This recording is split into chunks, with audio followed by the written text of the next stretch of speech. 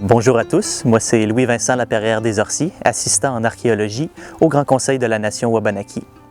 On est ici aujourd'hui au Parc régional de la Rivière-Gentille dans le cadre d'un projet de valorisation des Premières Nations et du patrimoine de la Nation Wabanaki.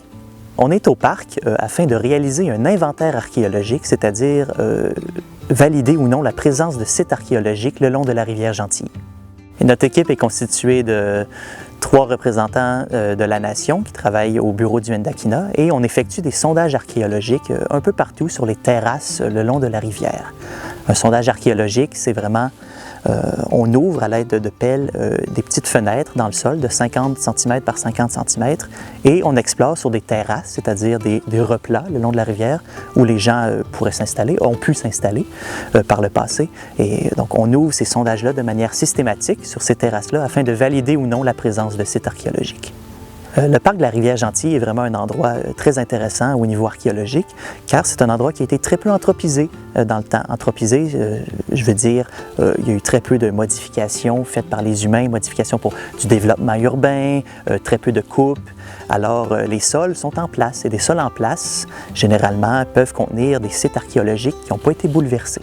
Mais dans un monde utopique, c'est certain qu'on aimerait trouver des sites archéologiques en lien avec les Premières Nations le long de la rivière, des sites qui dateraient de 500 ans, 1000 ans, 2000 ans, jusqu'à 3000 ans. Mais ça, c'est ce qu'on espère trouver. La réalité peut être tout autre en archéologie. Mais en même temps, rien trouver, ça ne démontre pas non plus qu'il n'y a pas eu des gens qui sont venus ici. Parce que bon, pour que du matériel se retrouve dans le registre archéologique, il faut que ce soit plus que des passages fugaces ou des petits camps de pêche, des camps de chasse. Tout ça, ça ne laisse pas des traces très visibles.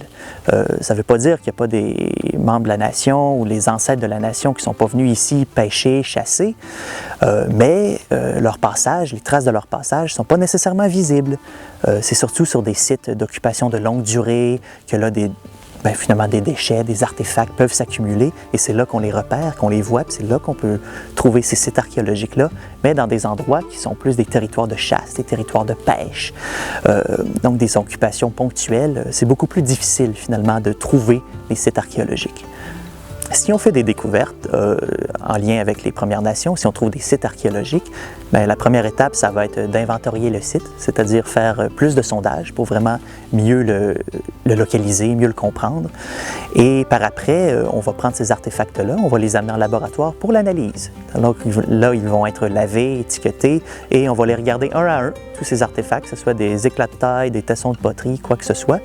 Et on va les analyser, les comprendre, on va les dater. Et à partir de ça, on va pouvoir se faire une meilleure idée des occupations qu'il y a eu au parc par le passé. On espère que nos sondages archéologiques vont nous permettre de révéler des sites en lien avec la nation Wabanaki et les Premières Nations.